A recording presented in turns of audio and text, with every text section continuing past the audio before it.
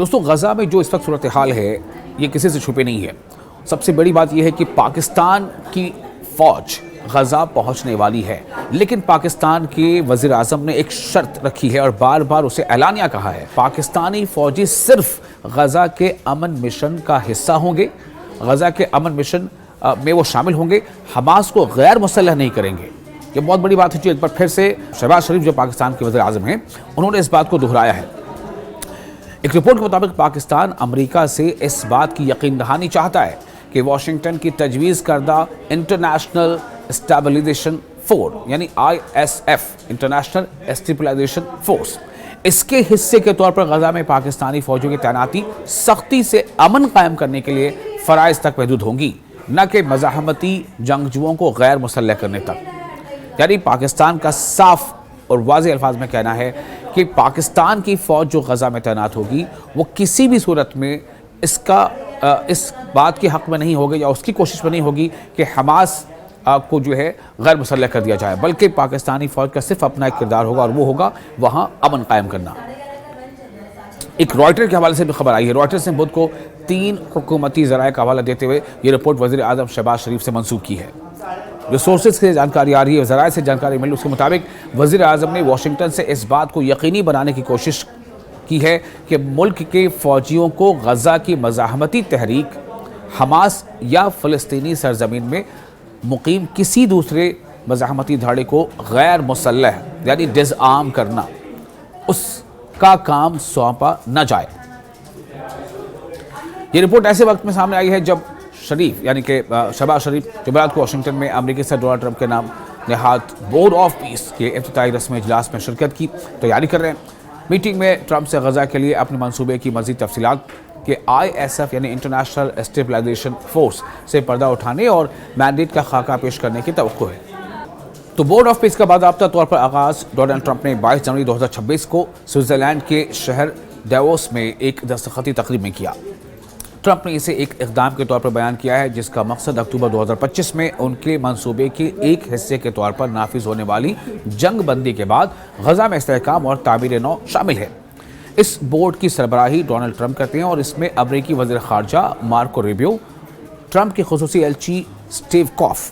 امریکی صدر کے داماد جیرڈ کشنر اور برطانیہ کے سابق وزیر اعظم ٹونی بلیئر جیسے اہم ارکان شامل ہیں۔ ذرائع نے رائٹرز کو بتایا ہے کہ فوجوں کی تعیناتی سے ISF کے پہلے اسلام آباد کو مقاصد، آپریشنل اتھارٹی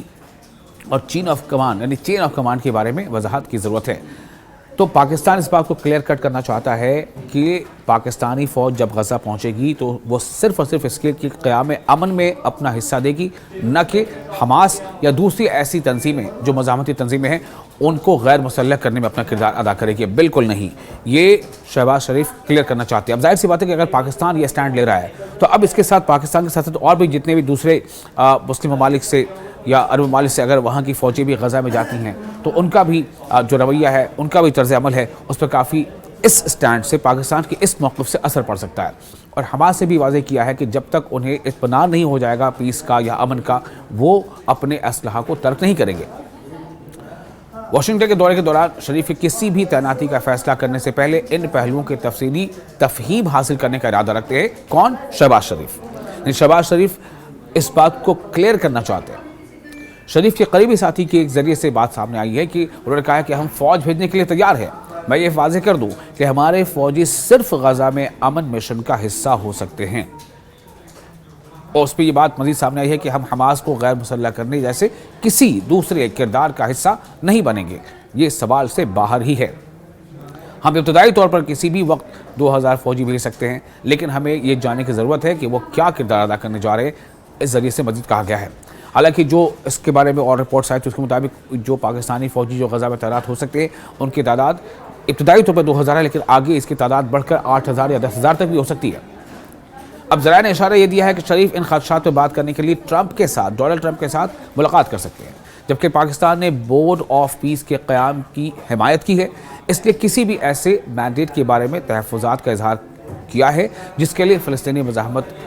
گروپوں کو غیر عسکری طور پر ختم کرنے کی ضرورت ہوگی، اس کی پاکستان مخالفت کر رہا ہے، کیونکہ یہ پاکستانی فوج میں بہت سے لوگوں کے لیے ناقابل قبول ہوگا۔ یعنی خود پاکستانی فوج کہ بہت سارے ارکان، بہت سارے ممبرز اس بات کو قبول نہیں کر پائیں گے کہ وہ غزہ میں جا کر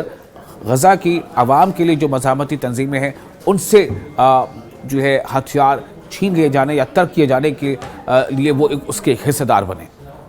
رپورٹس یہ بتاتی ہے کہ حکومت کو بعض مذہبی فوجی افسران کی طرف سے اندرونی دباؤ کا بھی سامنا ہے، جو فوج بھیجنے کی مخالفت کرتے ہیں اگر مشن میں گروپوں کو غیر مسلح کرنا شامل ہے۔ اب مبصرین اس بارے میں یہ کہتے ہیں کہ پاکستانی عوام صرف فلسطینیوں کی حفاظت اور انسانی امداد فراہم کرنے کے لیے فوجیوں کی تعیناتی کی حمایت کریں گے، نہ کہ فلسطینی گروہوں کو غیر فوجی بنانے کے لیے۔ فلسطینی حکام نے بھی رپورٹ کیا ہے کہ مجموعی طور پر غزہ پر اب تک جو رپورٹس جاری ہوئی، اب تک جو اپڈیٹ ہے اس تعلق سے وہ یہ ہے کہ غزہ پر اسرائیلی رسل کشی کی جنگ کے نتیجے میں اب تک 72,000 سے زائد افراد ہلاک ہو چکے ہیں اور 1,71,000 سے زیادہ زخمی ہوئے ہیں، جس میں 90% شہری بنیادی ڈھانچے کو بڑے پیمانے پر نقصان بھی پہنچا ہے۔ خود اقوام متحدہ نے یعنی یونائٹڈ نیشنز نے تعمیر نو یعنی غزہ کو ری بلڈ کرنے کی اخراجات کا جو تخمینہ لگایا ہے وہ تقریباً $70 بلین لگایا گیا ہے۔